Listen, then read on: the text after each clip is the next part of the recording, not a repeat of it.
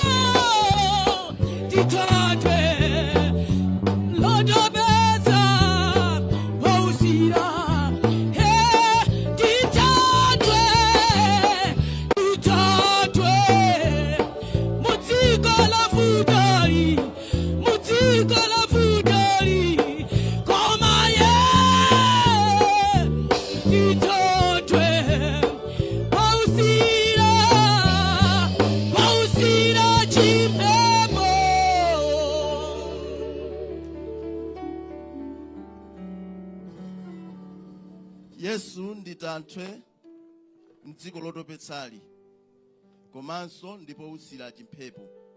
Pamene mphepo zonse zikaomba zimakathera pamenepo. Mphepo zikhoza kukhala za mavuvu anthu ndi otani, zikakafika pa Yesu zimakathera pamenepo. Pamene tikupitilira ndi programu yathu, tiapemphe Pastor Msosa amene ndi General Secretary ampingo wa Word of Faith Temple kuti abwere kutsogolo kuno atipatse mbiri ya Pastor Brian Banda kumpingo.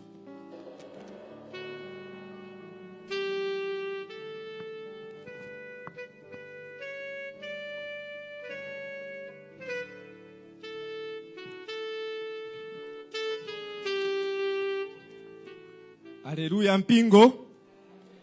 Haleluya mpingo.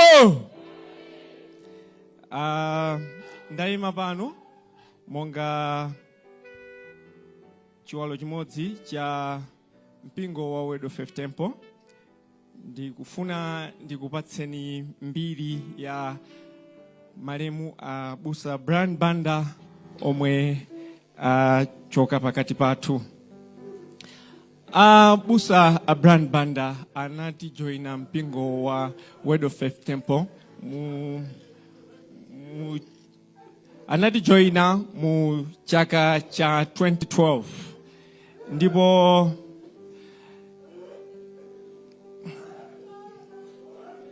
Haleluya. Haleluya. Mene ndafotokozera kuti Abusa Brand Banda anati joina mpingo wa Word of Faith Temple mu chaka cha 2012 ndipo pa nthawi yomwe tinali nawo pa utumiki wathu uno Busa Brand Banda anagwira ntchito monga izi. Anali a chairman board of elders mpingo uno wa Word of Faith Temple. Komanso anakhala chairman wa Faith Conference. Ifeyo monga utumiki wa Word of Faith Temple timakhala ndi msonkhano omwe timakhala wa chaka ndi chaka timati Faith Conference. So Abusa Brand Banda anakhalapo chairman wa Faith Conference. Komanso panopo di timati pa Seed of Wonders, church chino timati Seed of Wonders. Abusa Brand Banda anali a resident pastor apano pa church cha Seed of Wonders. Kutoko mene akutisiya ngati resident pastor wa City of Wonders Cathedral. A Kristu apano pa Chirobwe ataya mbusa wao, busa yemwe amamukonda. Pali zambiri zomwe tingathe kukamba zo khuza Abusa Brand Banda koma sitingakwanitse ndizochuluka, koma tingompempha Mulungu yemwe amadziwa kutonthoza atonthoze banja la Abusa Brand Banda, makamaka Mai Linda Banda, komanso amayi awo ndi azichemwali awo, azichimwene awo, azibala onse, komanso mpingo wapano pa Seed of Wonders potaya abusa anu. Mzimu wa Abusa Brand Banda uuse muntendere. Amen.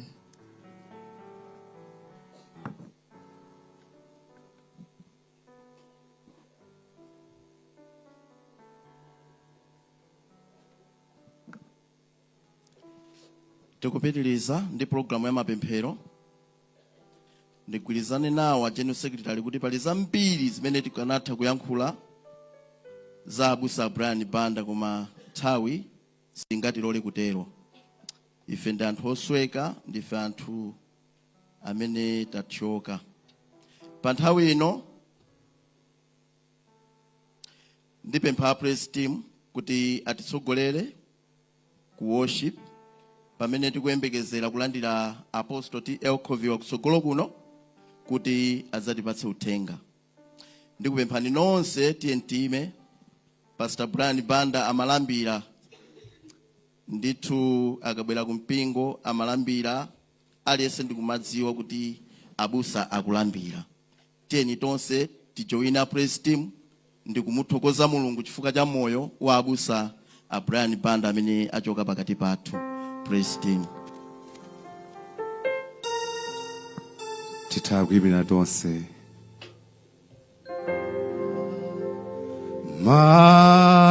Matamando apite kwa inu mwaye nea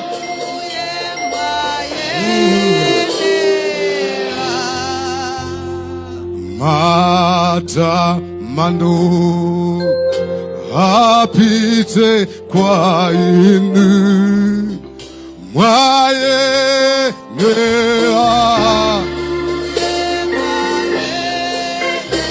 Ati ambuye mwaye mea mwaye ambuye mwaye mea Tamuze nambu Yesu waendera Ati ambuye mwaye mea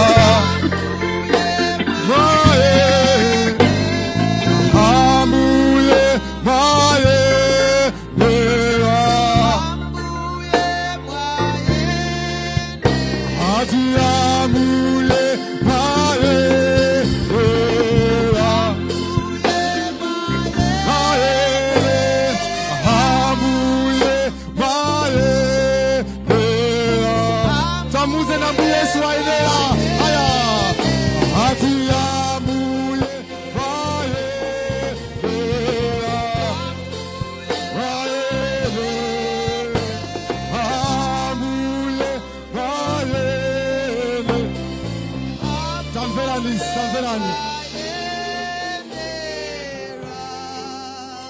Sindisi watu samawa you, Jesus. kuti li barashani aya koma wo aya siwa samawa kama shata baba asandi kwira sindisiwa. Sing as a prayer, buddy. Kuti barashani aya barashani koma wotsiwa yo aya koma wotsiwa yo asani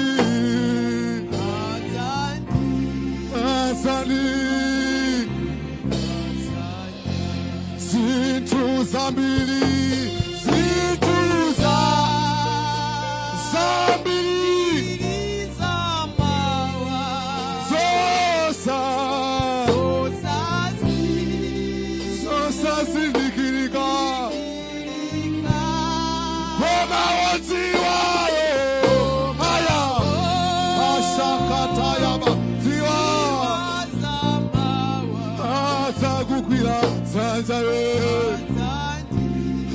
asandi kwira zintu sabili za orabas sosa sindikira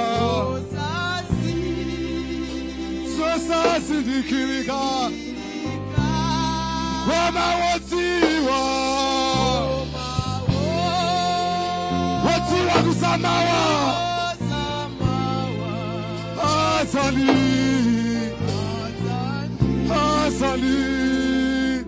listen zintu zambili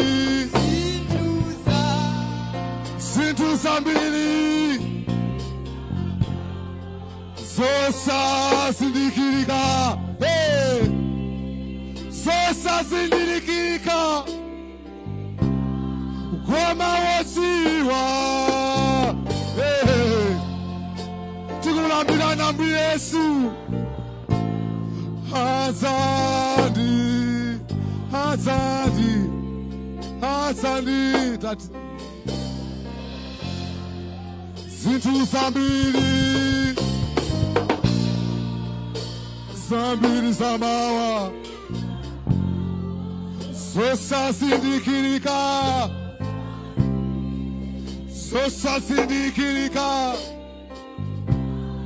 koma wotsiwa tu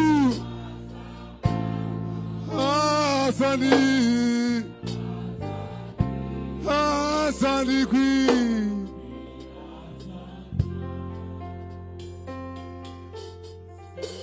lisi sindisiwa samawa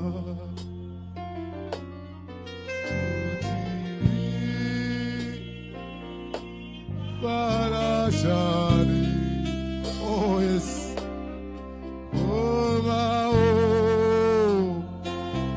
siwa samawa asandi kwira zintu zambili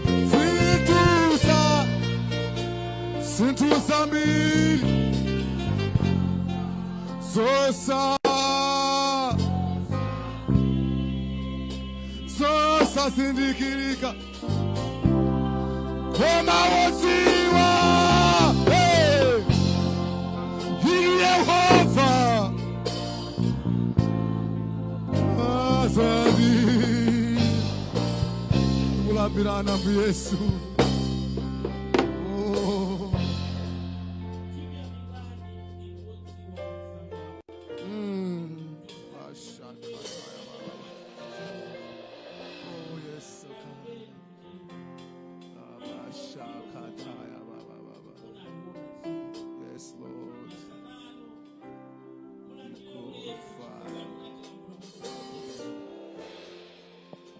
Yes.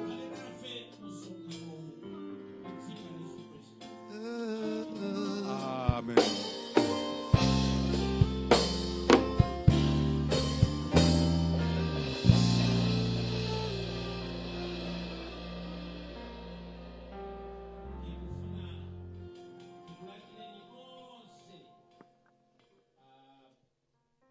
olemekezeka ino chief secretary ndi deputy chief secretary komanso board chair MBC ndi akuluakulu onse aboma amene muli pano ogwira ntchito ku MBC mwapadera azibusa azinzanga mwandikuta mwandichotsa chitonzo kubwera mwa unyinji otere.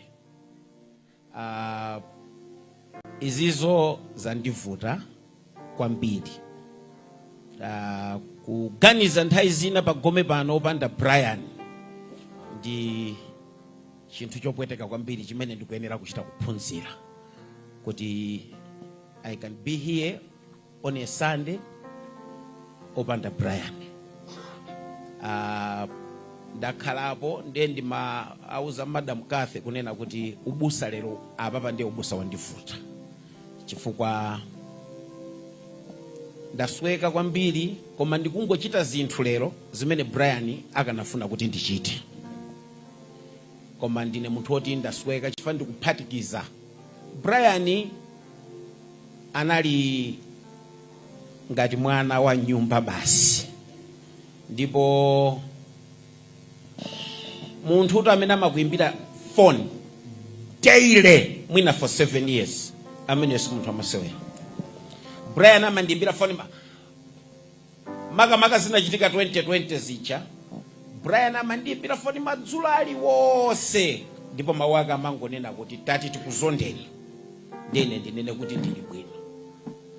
Komanso zaka before 2020 zaka zina 6 zimene ndakhala kulilonga makondo ndimakhala nokha kumeneko ndeti tikuzondani 9 koloko, ndipo 9 koloko ikakwana ine ikafika 9:30 ndimanena kuti kodi nanga simukuyimba bwanji, chifukwa chokuti amandiimbira. That's how much close I was to Brian Ndilinda. Sunday pama Sunday 52 apa chaka ndifunatu ndikulankhula izinsanalalikire kuti mumvetse how close I was with Brian Ndilinda.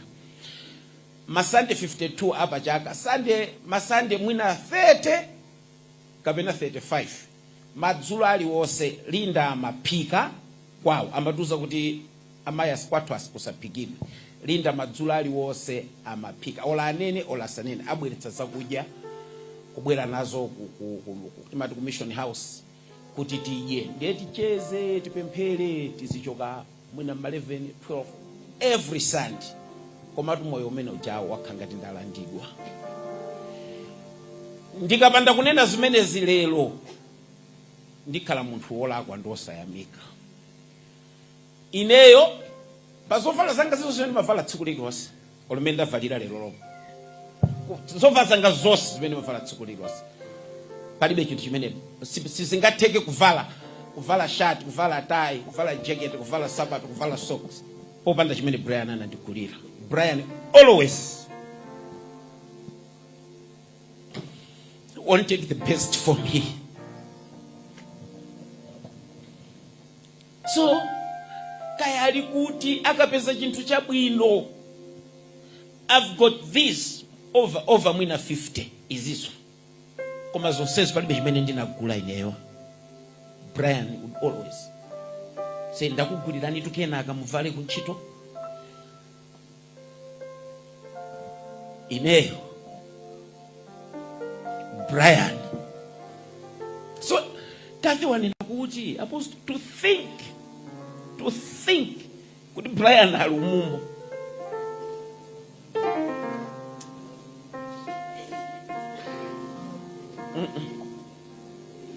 Zinthu zopweteka kwambiri, koma Mulungu sitingamuimbe mulandu.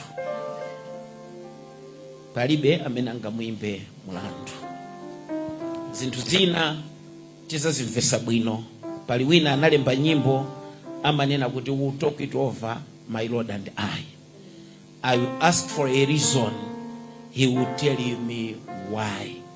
ndikufuna kuti ngoimba nyimbo ziwiri, sindimba zonse, ndimba mwina inayo stanzas imodzi. These are the songs I used to sing with Brian pagome pano. Lero mmene wabwereramu basi ndimbe naye mmene wabwereramu lero.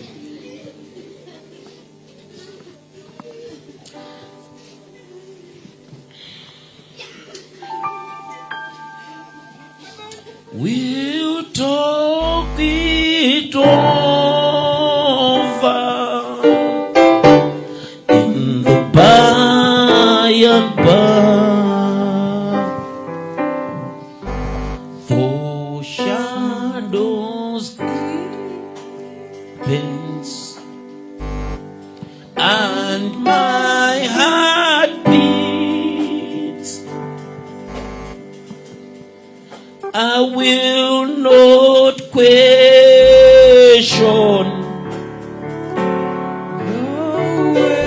healing this side of heaven.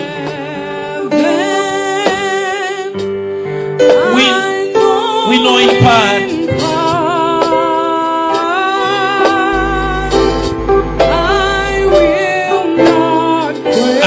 Questions.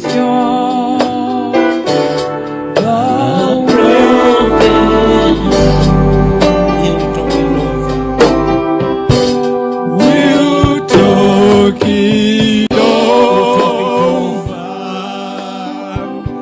in the by and by. We'll talk it over, my Lord and I'll ask for reason. He'll tell me why. He'll tell me why. When we talk it over in the by and by. One more time, we'll talk it over. We'll talk it over in the by and by. We'll talk it over, my Lord and I'll ask for reason. He'll tell me why. When we talk it over in the by and by.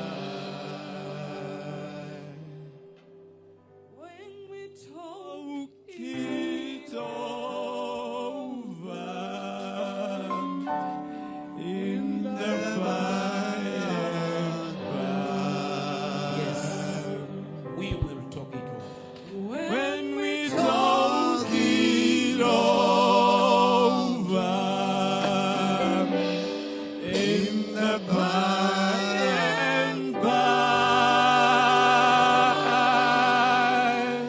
Now I will sing hymn number 49 ya Chitsitsimutso. This song Brian knew it was my favorite because in this life moyo unaontha izinto alipo anthu ena amene timayang'ana kukumana utsiku ndi tsiku kumaganiza kuti anthu awasadzaona ifa yangu. I never thought even a second kuti I will stand here by ifa ya Brian. I used to give him instructions za ineyo maendeleo yanga. Linda knows I used to give him instructions. It is kazali ele usapange jonji. Isu kazali ele usapange jonji. I will understand it when we talk it over. So Brian knew hymn number 49 was my favorite. and always he would sing it for me. So today I will sing it for Brian. Andikozela nyumba kumwamba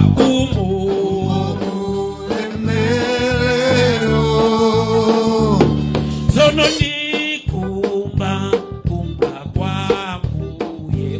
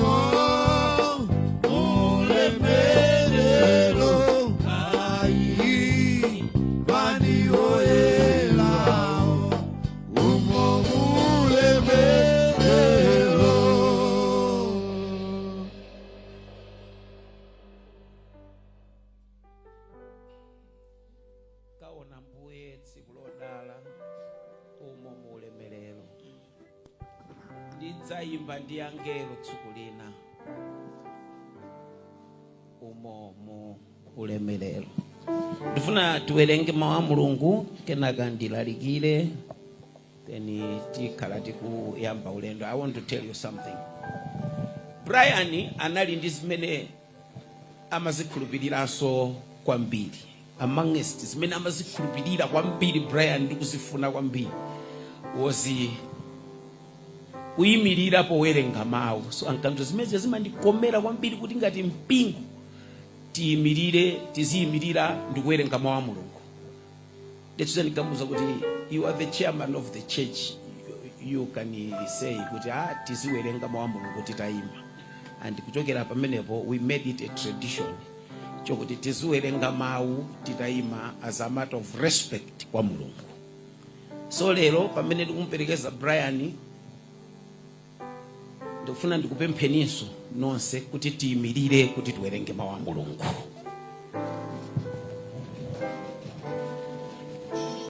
Yohane chapter 14 verse 1. Ndingowerenga Bible langa la Chizunguli. Let not your heart be troubled. You believe in God, believe also in me. In my Father's house are many mansions.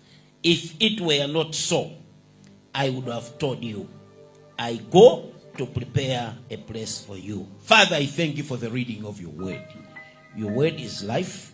Speak this afternoon so that we may live. Amen. Amen. You may be seated in the presence of God.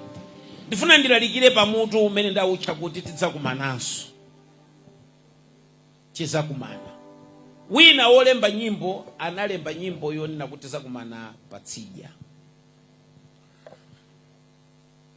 Muli monsemo mmene zinthu zizakhalira, koma choonadi nchokuti tizakumananso. Ambuye Yesu akuwauza ophunzira awo kuti mtima wanu usavutike. Mmakhulupirira Mulungu, khulupirirani inenso. Nyumba ya Atate yanga muli malo ambiri. So nyengo ngati izi zimatikumbutsa mmene moyo wathu ulili so fragile and temporary. Mmene moyo wathu umakhalira. Kutereku machokedwe athu apansi pano ndi omwewa. Tonsefe palibe amene akuphonya mayendedwe awawa. So ululu of separation is real. Ndifanye nthawi zina wina dzulo anandiwuza kuti ndikhale strong kuti ndimulire bwino Brian. Ndiye ndamuwuza kuti sizitheka. Sizingatheke. Moyo uno, the pain ya kusiyidwa, the pain yotaya mwana is real. And stinga yi zembe. So ena afe kuti tichire timachira ni misozi.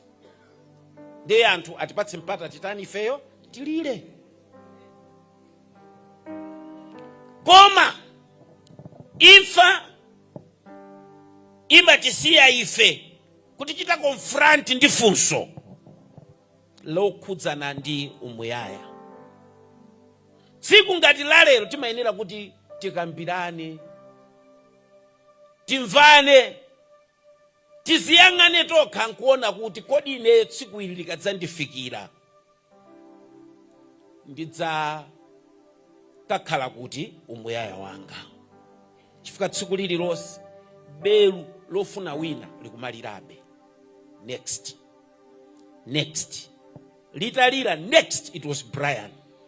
Koma likhoza kuliranso next sitikudziwa kupitapo ndi ndani. So munthu umene uzizifunsa unena kuti kodi zikatere ineyo ndikafikira kuti. So katikati mwazowawa mawu a Mulungu amatilankhula mtendere.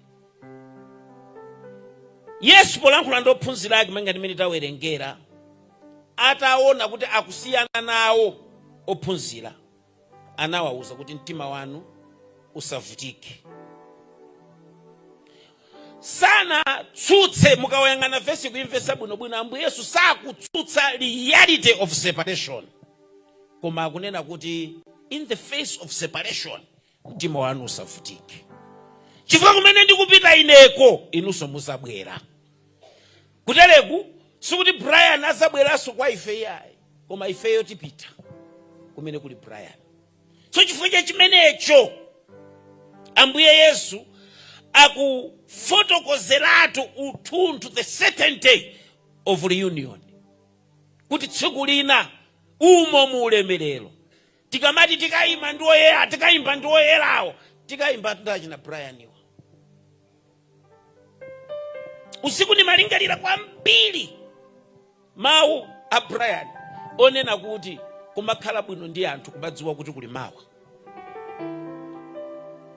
Andi chimene ndimalingalira chonena kuti foni kuyambira nthawi imene anthu anayamba kudziwa kunena kuti Brian wamwalira mpaka kwacha mpaka napano ndikuyankhula nanu muno anthu ena abisa kukhulupirira. Sakukhulupirira. Kukhala bwino ndi anthu otchuka mtolankhani woyamba kumwalira si Brian yuyi koma khalidwe speaks louder than microphone. Tsopano munthu ameneyo uyu mwana uyu busa wake nali ine nthawi zina feyas busa timamangika pofuna kunena kuti moyo wake waenda kubwanja ameneyo. Mukafuna kumva bwino za moyo wake mundifunse ine. Brian didn't have a lot of friends, but he made so many friends. Koma anapanga bwenza mbiri pa dziko pano. Koma anali munthu osunga ubale amadziwa tsiku la mawa. So nena ni mwinditi zolowezi tina timene maona ngati kutchuka chifukwa wachuka sungafune anthu. Ndangobwera ndikuthandizeni maganizo lero. Kumakhala bwino ndi anthu mawa limatani kodi. So tasonkhana lero pano not only to moon komano kunena kuti timangirire miyo yathu on divine assurance kuti tsiku lina moyo uzatha kaya mapemphera kaya supemphera kaya ni mfiti kaya ndi satana kaya madya magalimoto munthuyo koma tsiku ililo limatani basi udzikonzekera kuti tsiku ili likafika moyo wanga uyenda bwanji. Fanda zina zinthu zikumazimvesa bwino. Tsiku lidzafika limene adzanene ampingo pitirizani ntchito yanu. Ndiye ife timaziwa kupitiriza. So lonjezano la Mulungu malingana ndi mawu amene tawerengawa akutithandiza to transform grief into hope, sorrow into expectation. Kuteko ngati Brian timankonda kwambiri ife tingoyang'ana moyo watu. Uyang'ana moyo watu. Consider your ways. Kuyang'ana njira zatu. Chifukwa Brian sukuti watitayikiratu kwa tundu. Tikaenda bwino. Tizakumana naye umo muulemerero.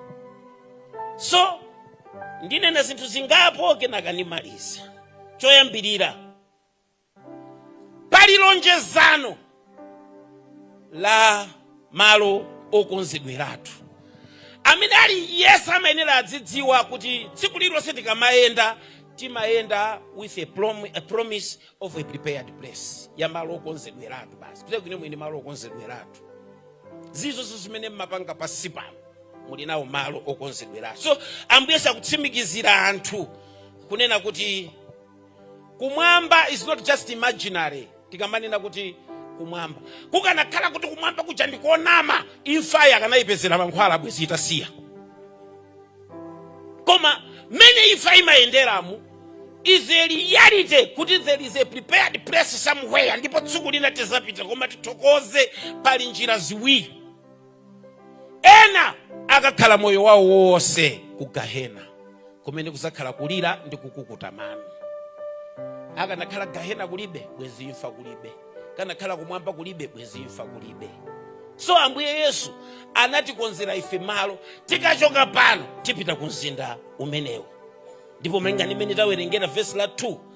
Malo amenewo Yesu anakonzeratu. Chifamene amanyamuka polankhula pa amene ndikupita kukonzerani inu malo. So muli nawo malo abwino amene kulibe kulira amene kulibe chisoni. Balena akamayimba nyimbo, anayimba nyimbo. Amanena kuti akapumule kulira, akapumule chisoni, akapumule. Moyo uno ndi osautsa kwambiri abale anga. Makamaka ukakhala nawo opanda nawo Yesu. Ukakhala nawo moyowo opanda nawo chiyembekezo. So ifeyo Brian tizakumana nayenso. Kucha palibe usiku opanda mamawa, tizakumana naye. Malo amenewo malingana ndi 2 Korinto chapter 5 verse 1, tizakhala ndi Ambuye ku nthawi zonse. Ndipo malo amenewo kulibenso matenda, kulibenso kugona mchipatala, kulibenso zopweteka zina zilizonse. Ndipo ifeyo tiziyang'ana mzinda umenewo, chifukwa ndi mzinda umene Brian anawukhulupirira. Brian, chinthu china chimene nachiona chachikulu kwambiri, Brian analibe jealous ndi anzake. He was heavenly minded. Analibe jealous ndi munthu, amakonda anthu. Ndipo service ikatha, fazina zindizineneratu. Service ikatha nchali chimono, Brian akatuluka panjapo, amayesesa kuonana ndi anthu ena ndisatchule ndi asungire ulemu. Amene Sunday lililonse amabwera okonzeka kunena kuti iyayi tikamabwera ku church tibwera bwino. Fatima 500 tisamavuta kupulumusa yake. Akakhala panjapo kufumbatisa ka 500 kufumbatisa. Brian amaenda ni mapasero azovala mu galimoto zovala. Akafika akamuona munthu uyu, iyi shati ndiyo mweyo nyenyeka kolala. Wiki ambaka mabwera angwirizitsa kapasulu. Sikuti akatenda pamene family pa anthu ena mukapereka sikulongolola kwake pagome kupanga zolengeza. Ndimapereka mashati pa. Inu imilirani shati mwavala yana kupatsani ndani? Not Brian. Anali munthu chifukwa amanena kuti usamanene kuti ndimakonda Mulungu pamene sukonda nzako. Palibe amene anaona Mulungu kuti mukandiona ine muzindikonda mwaona Mulungu. Mulungu amafanana ndi ineyo. Chifukwa ananena kuti anamulenga munthu muchani kodi? So ngati musamafutike ndikuyang'ana kumwamba kuyang'ana Mulungu ayang'ana pano. So Brian amamvetsa zimene munthu kaya ndosauka, ndosaphunzira, ndosadziwika, and intention anthu amadabwa because Brian was blessed, amakhala odalitsika chifukwa chokuti amachita mawu. Ndiye inunso lero ndifuna muphunzire chifukwa tikamanena kuti tidzakumananso tikuyenera tivomere kunena kuti tsiku lina tidzachoka. Machokedwe apansi pano ndosiya ena akulira basi. Kutereku dziko linolo ndilo mvesa chisoni limene timafunsana kuti mwadzuka bwanji anthu mwagona nonse mnyumbamo chifukwa chokhalira kukayikirana basi. Mwadzuka bwanji abambo, mwadzuka bwanji abambo, wakayikira munthu wagona naye patipo koma kukacha kumukayikira. Koma dziko lilipo lina tsiku lina limene sidzakayikirana. So pomalingalira za tsiku limene lolo ifeyo tosefe tizikonzanso moyo. China chimene ndikufuna kuti tichimvetse is the assurance of a certain return. Ambuye Yesu tsiku lina adzabwera olache ngati inu simupita akupezererani patipo kodi kompani. Ndiye muzichita zinthu zanu mosamala. Chifukwa kukhala lero nthawi zina ningondi makhoza kungosankha kungonena kuti ilakwe. Anthu ena amakhalabe moyo wokhala ngati kuti dzikoli ndilawo, akuti amapanga zimene amatani chifukwa mkazi ndi wawo, ana ndi awo, galimoto ndi yawo, nyumba ndi yawo. I've got good news for you, moyo si wako.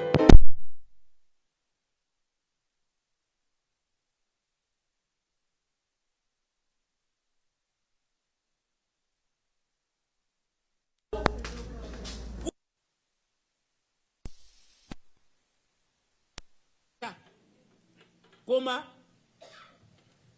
enafe akuti ena otsala amoyonu zisamalani akhoza kukupezani pompano kapena mukhoza kunyamuka inuyo. So sana ngolonjeza preparation kuti ndikaukonzerani inu malo. analonjezanso kuti ndidzabwera kuti kumene kuli ineko mukakhale inunso.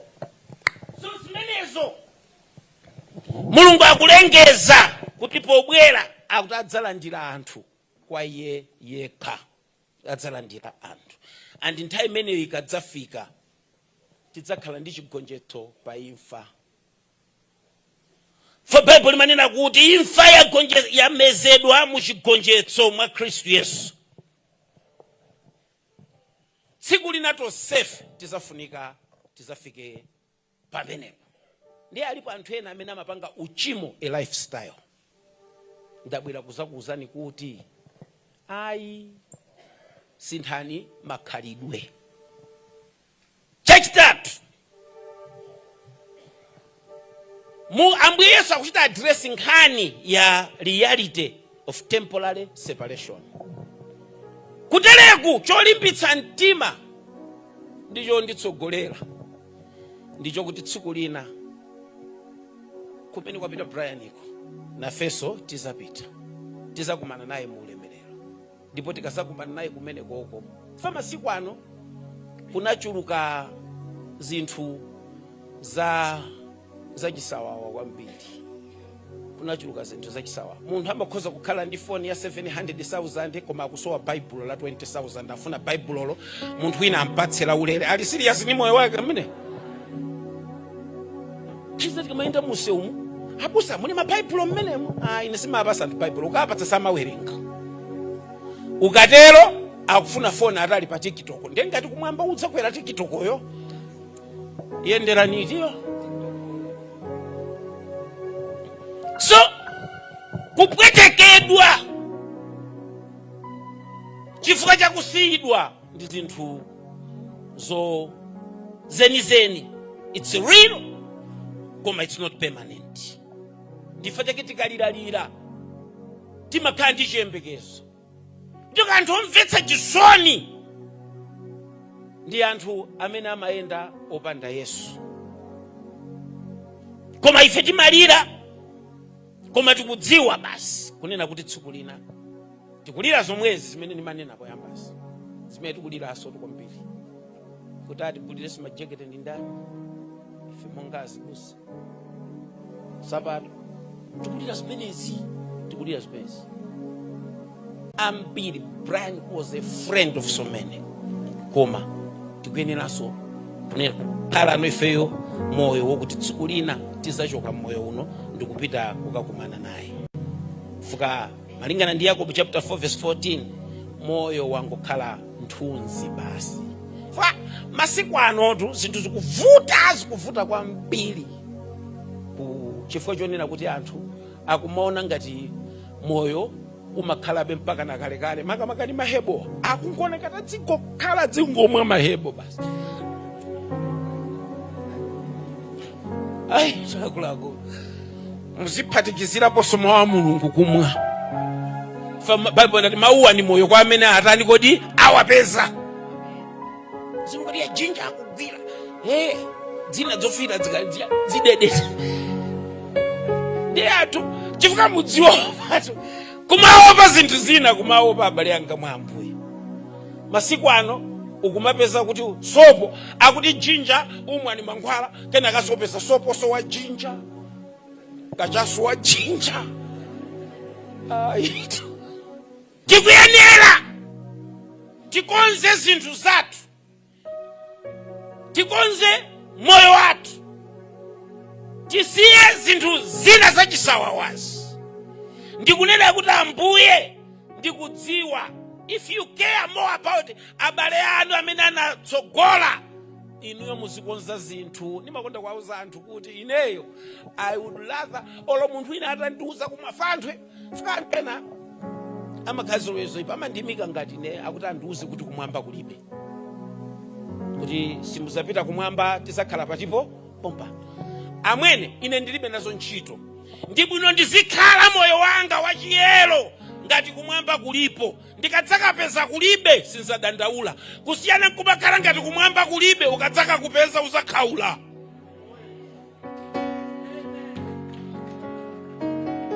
So osamalimbana ndi zinthu zimene sizikuthandizana. Anthu awa atolankhani anzeru zawo anyamata. Sa mmene analili Brian mujanali upepera. Kumapemphera upeza wina ukuzolankhula zacho umachita kuona zo olo step yake akamaenda poto akuti sapita ku chalichi inuso. Maendedwe anu ngoka naso ku chalichi. Pamene anyamata amphamvu awa amasuti owongoka akabwera chalichi muno amakweza manja misosi kuno. You better live your life kuti kumwamba kulipodi. Koma kusiyana ndi kumakhala moyo kuti tsiku lina musachite regret. Fa moyo wanuwo ndi mpweya basi. Mphepo ikapitapo inuyo palibe. Inuyo palibe. Dzana madzulo. Friday madzulo. Amanena Apostle Tielo abwera.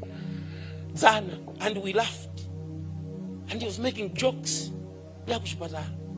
Koma Mulungu anatibisira basi mawa kuti Brian achoka.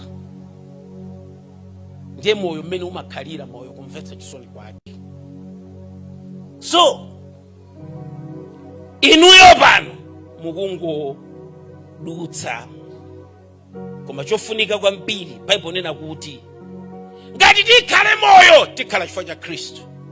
Koma kuchoka mthupili ndikukakhala na Ambuye. So masanano ndifuna ndikuyitanireni ndikulimbikitseni kunena kuti inuyonso mukonzekere your own eternity. Kuti mukonzekere your own eternity musiyang'ana tsiku ngati ili kukhala a reality. Kuti tsiku lina tsiku ngati ili lidzabwera basi. Tsiku ngati lidzabwera. Chifukwa Ahebri chapter 9 verse 27 akuti kwaikika kwa munthu kufa kamodzi akafa ndi chiweruziro. Tsiku lina tosefe kufa ndiye tidzafa ndithu. Bible imanena choncho. Kufa ndiye tidzafa ndithu. Koma timakhala ngati madzi amene akatayika sangaoleke. Koma Mulungu akuyesetsa kuti wotayikayo asantayikire iyeyo yayi. So madzulo masana nafunika enanu ndikulankhuleni. Chifukwa tikamanena enanu ndinu a Khristu koma opanda makhalidwe. Chikhristu ndi khalidwe.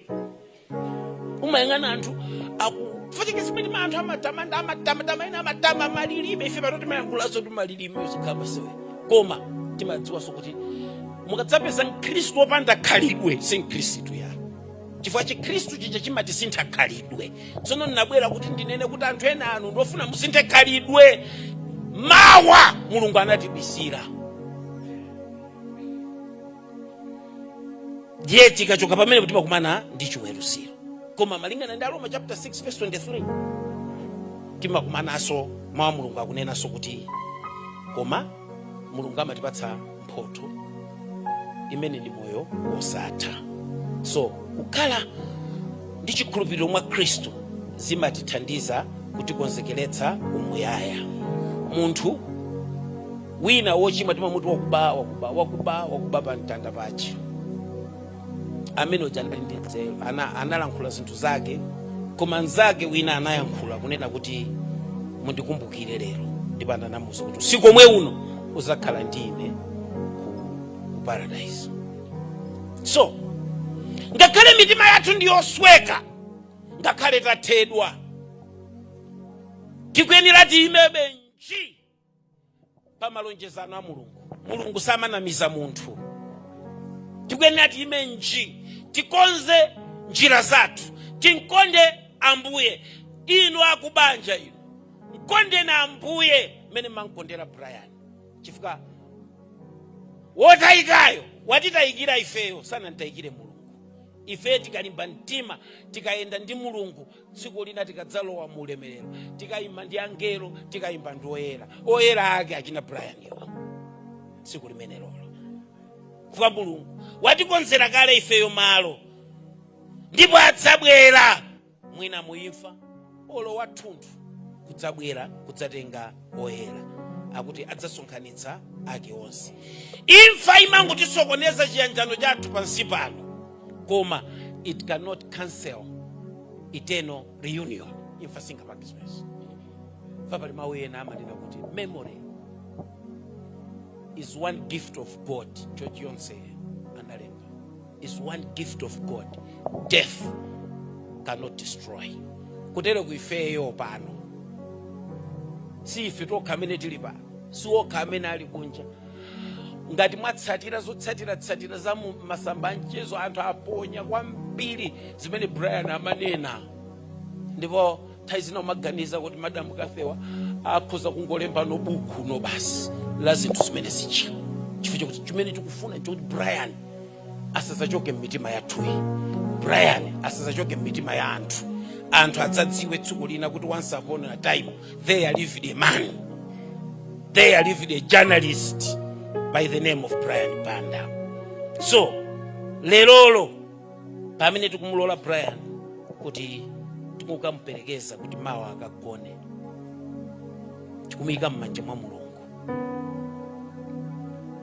Kaya bwanji kaya zandivuta kwambiri kunena kuti sindikuona abengati ndize zimene tikuchitazi, sindikuona koma zikuchitika. Chofunika ifeyo tingokonzekera kukhala, we should hold firm to the blessed hope. Chifukwa Yesu Kristu ali ndi moyo, ifenso tizakhala ndi moyo naye pa nthawi yokonzekera. Ndipo tsiku limene likadzakwana, ine sindikukayika tizakumana naye Brian. Ndipo nyimbo ina yake ndeka namba 98 ya chitsitsimutso stanza ina ananena kuti okondedwa mu ulemerero akundikodola omwe ndalekana nawo pa mtsinje, ndikafika mu Edeni wa mwamba adzayimba. Koma ineyo ndifuna ndikaoneka Ambuye, koma ine ndikafika kumene koko ndifuna ndikaoneka Brian. Ambuyewo tikambirana pambuyo, koma ndikakafika zofuna zaine chifukwa kungolowa kumene koko palibe kundibweza. Andibweza kuti achifukwa ine mafuta Brian ali kuti ndiye andibweza kumene koko sikumakhaza violence. Ndi dziko la mtendere, ndi dziko la mpumulo. Koma ndikafikako ndifuna ndikaonowera mtima. Ambuye akudalitseni, ndiye tipemphere. Tikuyambikana Ambuye chifukwa choti ndinu chilimbikitso chathu kuti tsiku lina tidzakumana ndi okondedwa athu amene tinalekana nawo mmoyo uno, tidzakumana nawo patsidya. Tikupemphera kuti pamene tikupitiliza mwambo wolira ndi kumperekeza mwana wanuyo Abusa Brian, ifeyo mutipatse mphamvu, mutipatse chiyembekezo, mutiphunzitsenso kukonza zinthu zina zimene sizimachita bwino, pozindikira kuti munatibisira mawa. Mulemekezeke Ambuye masanano mu dzina la Yesu Kristu. Amen.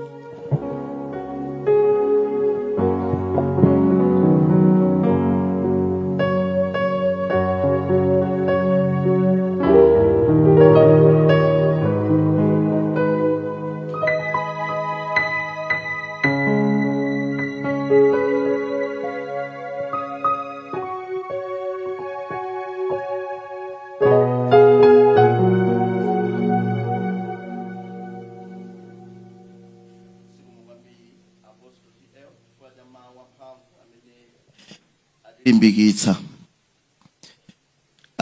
Programu yathu ikusendera kumapeto, kotero kuti pa nthawi ino tipempha amene ali ndi nyimbo yotsekera mapemphero athuwa kuti abwere kutsogolo kuno ndi kudzatiimbira.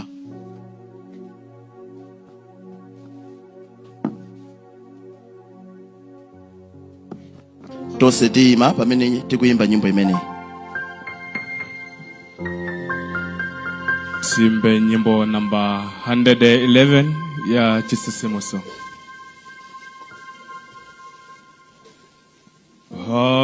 Hapiri kalelo wanai mantanda chizindikiro chansori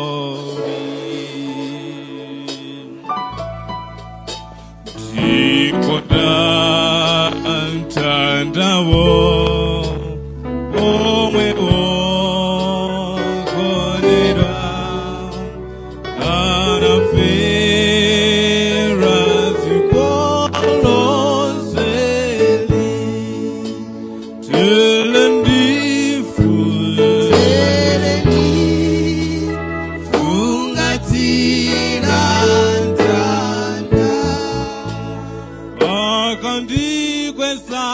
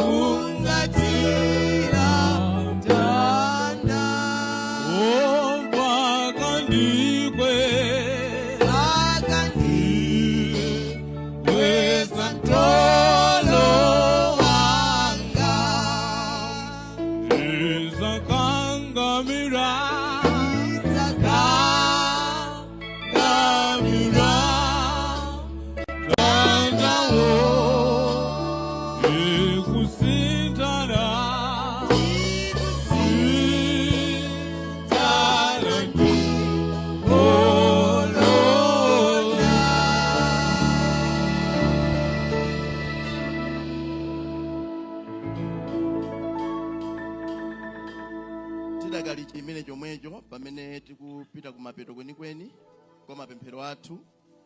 Ndipemphe Archbishop Titi Kadango kuti mubwere kusogolo kuno mutipatse ndalitso. Akatipatsa ndalitso Bishop Titi Kadango tonse tikhala pansi kuti tiyambe kumva zoyankhula.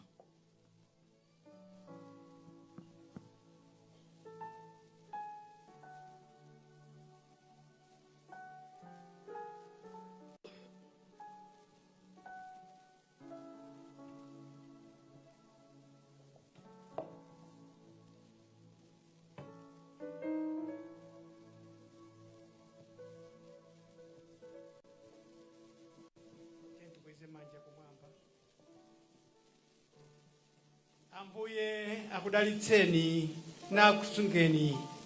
Amen. Apange nkhope yake iwalire pa inu na kupatsani chisomo. Amen. Ambuye adzutse nkhope yache pa inu na kupatsani mtendere. Amen.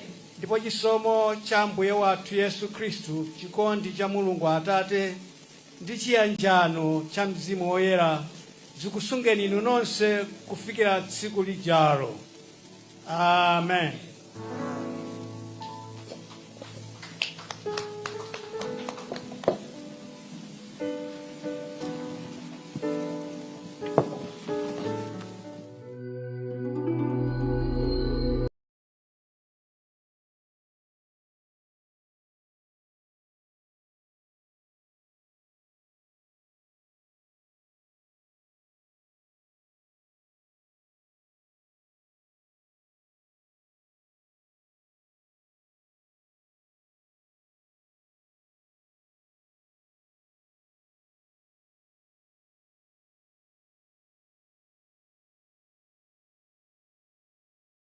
Takulandirani ku AMTV Malawi kuchimake kwa nkhani zenizeni.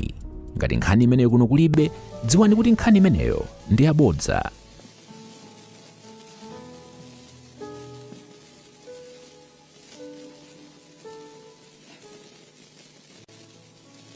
Choyamba ndithokoze makakuboma amene mwabwera kuchipani cha DVP ndi zipani zina zonse, komanso kuntchito ku MPC, komanso nyumba zolutsira mawu osiyanasiyana amene mwabwera pano, komanso abusa ndi abusa akhovia ndi azibusa onse, komanso akhristu ampingo. Tamva mbiri ya Brian kumpingo kuno, takhala olimbikitsika kuti munthu amakhala bwino ndi anthu, amaliziwadi mawa amene amanenera. Brian ife kwathuko tilachepere timangoti dadi, mpaka namene akuti siyamu akuchokadwe ngati kholo dadi. Ena anu mmamva pa radio akuzinena kuti ine mdzukulu wa Nanjaiko, ndi mdzukulu wa Nanjaiko. Chikuti wawancho kuti timayembekeze kuti iye ndi amene azayike Ananjaiko papano akalamba atopa, koma Ananjaiko ndi amene akamusiya Brian, akamuyika Brian. Choti wawa kwambiri. Imfa yabwera modzidzimutsa kwambiri, ngakhale ife akubanja tikuziwa ambiri ninso mwadzidzimuka nayo. Anali ndi chiyang'aniro zosiyanasiyana ngati kubanja, zonsezo zaduka. Sirikuzotiyambira pati, koma amene sanadzidzimuke ndi imfa iyi ndi Mulungu, anadziwa. Kwa iyeyo ife tingoyimika manja kuti dongosolo lonse limene analipanga Brian latha, kwatsala kwinako apitiza ndiyeyo. Kwa Linda mkazi wake tithokoze pokhala ndi Brian ngati mkazi wake ukondeka. Linda, Brian wapita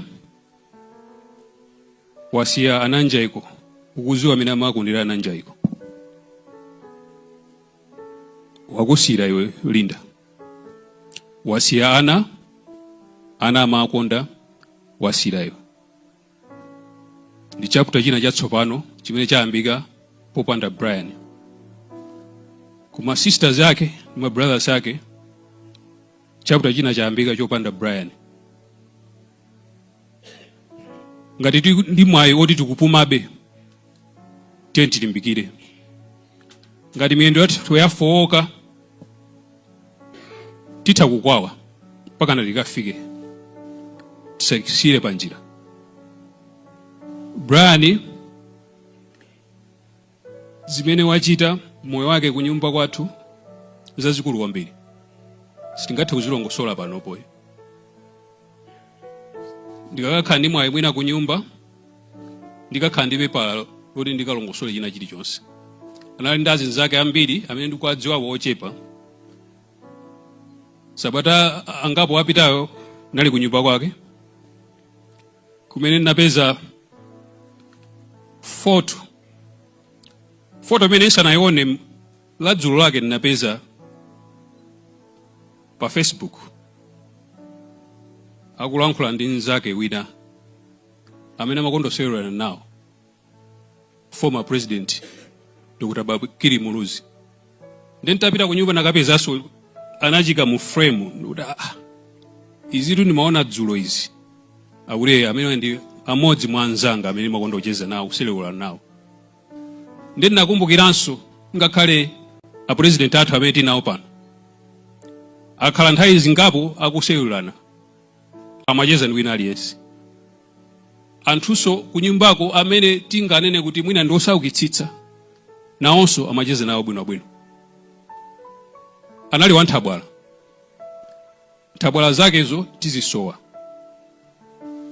Akakhala pa radio mukumbukira ku Times chaka ichichi wakhala ku Times ndi program yake amene amakhala ndi achina ndevu zamwayi, abusa Rana Chunga, akhala kuselula amene amapangira mmene mujeni amapangira soka kumana ndi anthu ena chimodzimodzi. Ife timusowa kwambiri, komano titamva zonse zimene alakira abusa ponena za Brian, tili olimbikitsika kuti tikachita bwino nafenso tizakumana naye Brian pa nyanja ya Mandala. Tikachoka panopo ndineneretu mayendedwe kwathu timayenda chonchi ku airport, Bakiri Muluzi airport, tipitirira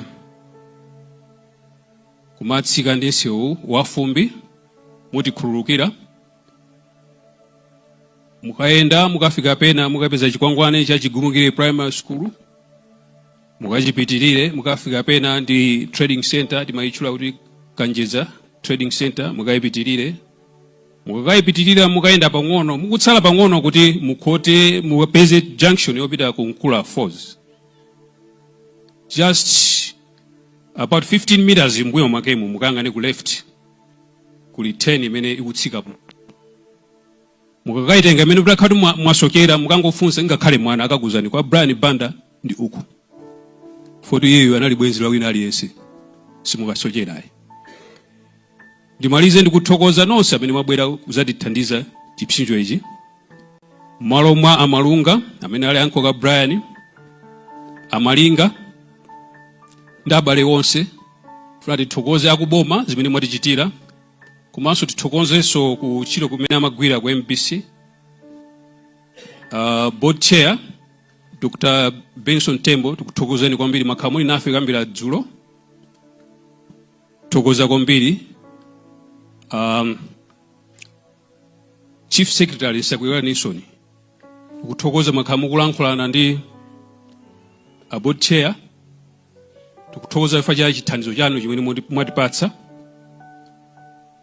Ulendo utangoyamba sinamalize, timaliza mawa, tikayika mawa muzi mwa Banda kuchileka.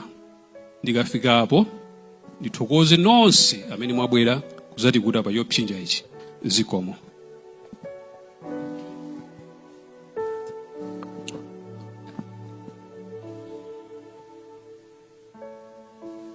Ndinayiwala ipemphe akuchikazi kwa Maziya bwere kusogolo kuno.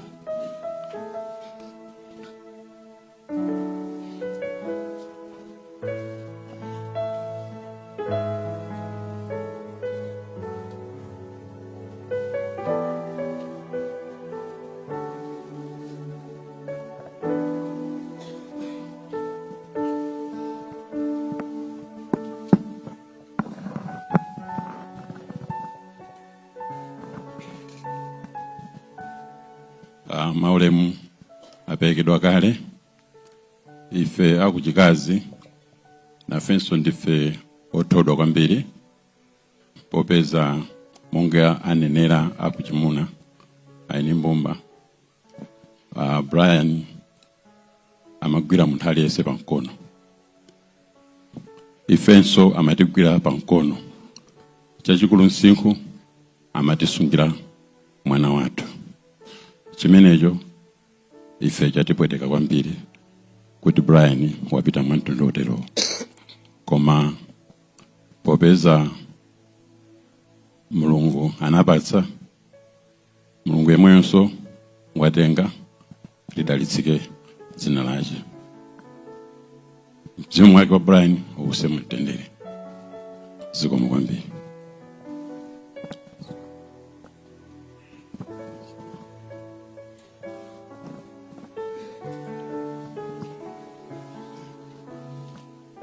Zikomo kwambiri amenewo anali akubanja kuyankhula nkhawa zawo ndi kuthokoza kwawo.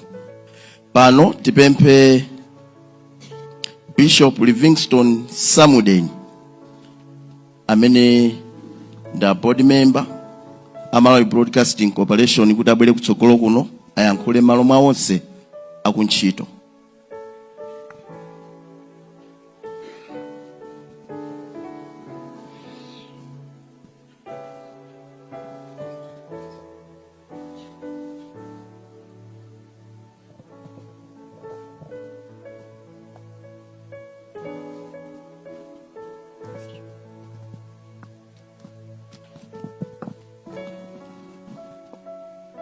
Olemekezeka onse, Apostle Akoviwa mulandire ulemu wanu komanso kupepeseka chifukwa cha kuluza mwana wanu amene mamudalira. A secretary ndi a deputy secretary mulandire ulemu wanu. Maulemu ena onse akhali mchimake pali olemekezeka mbiri ndikhonza kuphonyesa kulakwisa komanso kuziluma. Ndayima pano mmalo mwa board chair andilonga mawu kuti ndikuthokozeni nonse komanso ndilankhuleko pang'ono zokhuzana kumbali yathu ku MBC monga ma board members. Brian Banda mwina pangopita miyezi 4 yokha tili nawo ku MBC ngati DG wathu. Koma nthawi ikuoneka ngati yochepa koma panga zambiri zazikulu. Ife monga ma board members ku MBC taphunzira zambiri kwa Brian Banda, timayembekezera zambiri ku MBC, timayembekezera zambiri ku dziko lonse la Malawi chifukwa cha luso la pamwamba limene Brian Banda anali nalo. Mawu a Mulungu akunena ku Miyambo 29 verse ya 18 kuti popanda vumbuluso anthu amavutika. Brian Banda anali munthu wa mavumbuluso, ndipo china chilichonse akamachichita amachichita ndi confidence. Taphunzira zambiri, timayembekeza zambiri kuti pomaliza chaka chino cha 2026 dziko lonse la Malawi poyang'ana za MBC ikhali pantunda kwambiri, sizakhala chimozimozi. Makhalidwe awo a Brian Banda ku MBC kwathuko monga ife ma board members siti waiwala kwambiri kapena siti waiwala mophweka chifukwa cha makhalidwe awo achikondi. Anali wachikoka, anali wamasomphenya monga ndanena kale, anali oziwa kukondana ndi anthu amene akugwira nawo ntchito limodzi. Komanso ngakhale ma board member ine amene ndili pano akati andiyitana Brian Banda kapena pa phone amati ambuye bishop, pomwe ena amangoti bishop muli bwanji, koma si Brian Banda. Amachita kunena kuti ambuye bishop mwazukako bwanji. Brian Banda siti aiwala nsanga. Ndipo nyimbo yathu ife ku MBC monga ma board member ndi mozi imene ikupezeka ku Salimo 11 verse yake ya 3, akapasuka maziko olungama angachitenji. Tiso wantengo ogwira, tiso wantengo ogwira. Okondedwa, ife ku MBC timaona kuti zambiri zisintha, ndipo chimene amanena amalimbikisa ndi holistic transformation. Chifukwa tikanena za Brian Banda ndiye siku MBC kokhako koma ndi Malawi yonse. Ndinene pano moyera kuti Brian Banda anali munthu okonda ziko la Malawi, anali munthu okonda komanso okhulupirira Mulungu. Ndakhulupirira takhulupirira penda bwera pano kuti anali di mbusa. Zimangosonyeza kuti komatu munthu yimakhalidwe ake akhonza kukhala mbusa. Siku linansana aziwe bwino ndinawaselewula kuti adiji ndzakupasana ubusa ndzakuzoza ndine. Osazowa kuti munthu ni mbusa kale. Lero popita pa nthawi ndikuya kuti munthu ni mbusa kale. Lero apostol amachitira umboni pano. Ifeso tizawakumbukira Brian Banda kwa nthawi yaitali. Mzimu wawo uuse mumtendere. Zikomo kwambiri.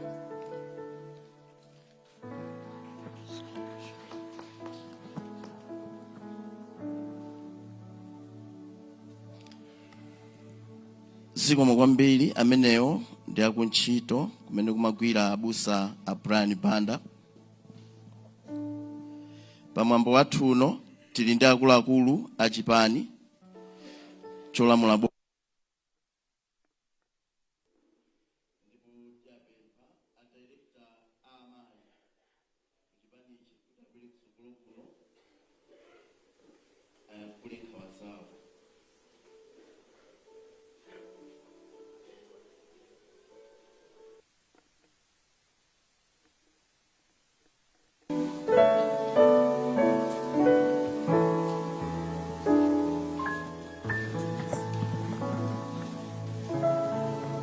Pepani akubanja Madam Linda amene mwataya okondedwa anu, mai ake a Brian amene muli pano, komanso abale ake wonse, azichemwali ake, komanso aziphwake, aini mbumba mbali zonse ziwiri kuchimuna ndi kuchikazi.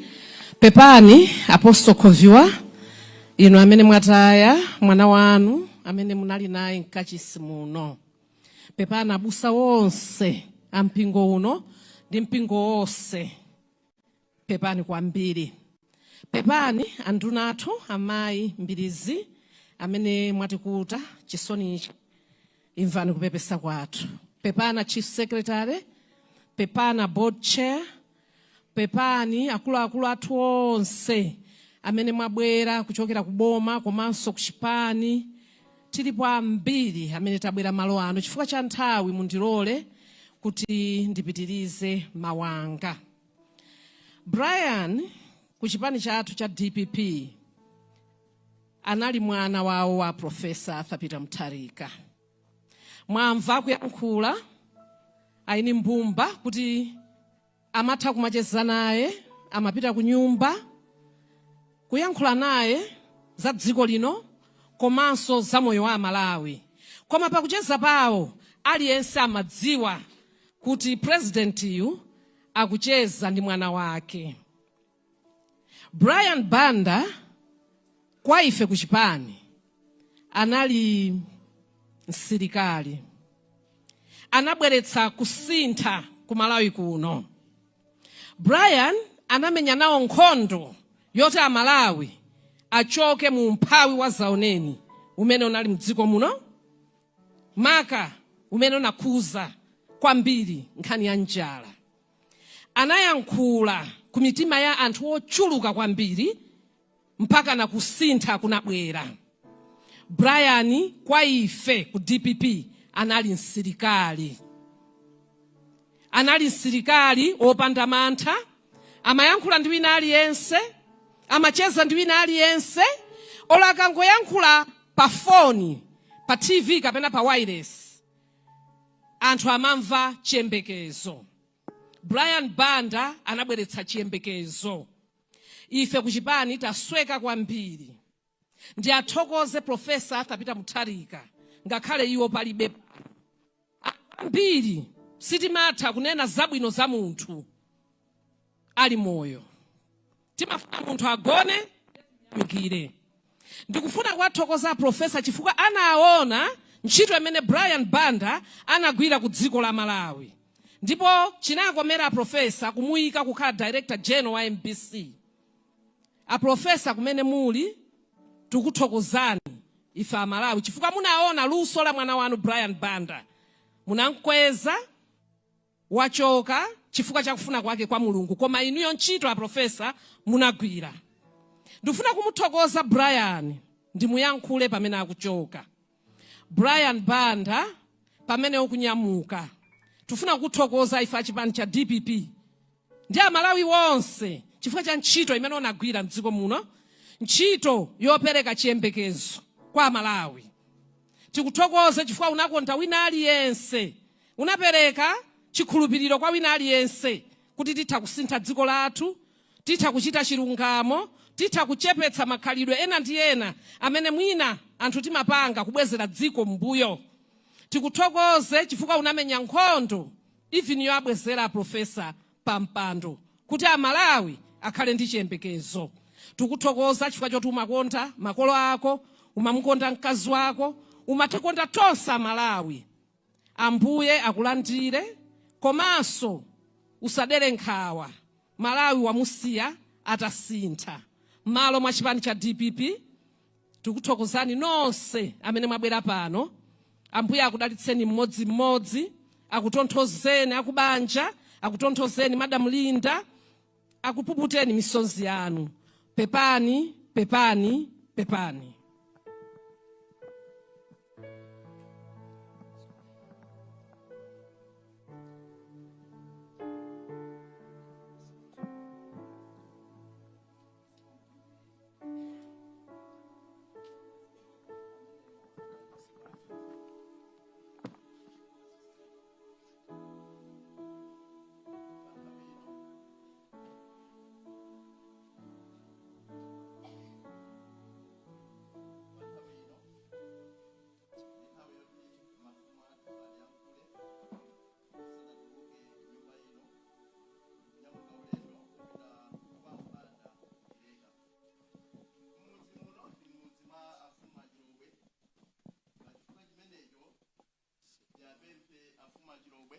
Yankule.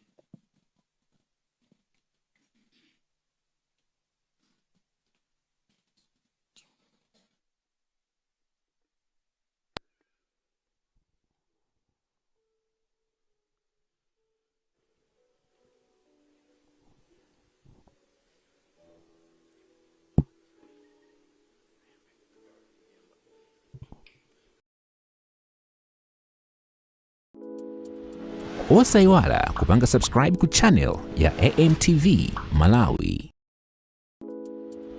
Osaiwala kupanga subscribe ku channel ya AMTV